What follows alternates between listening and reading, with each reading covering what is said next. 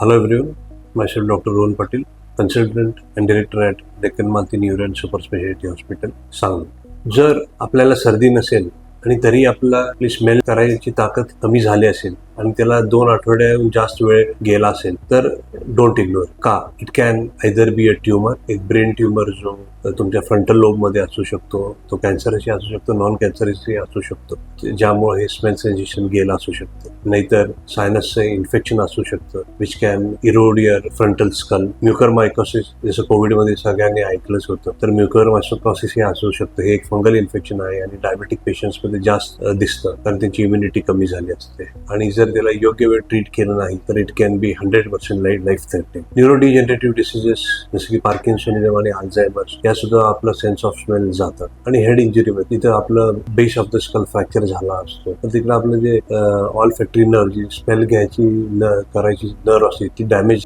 झाली असू शकते आणि त्यामुळे आपलं सेन्स ऑफ स्मेल जाऊ शकतो. तर अबाव कॉजेस मधले कुठलंही जर तुम्हाला असेल तर please don't ignore. Consult your neurosurgeon as early as possible.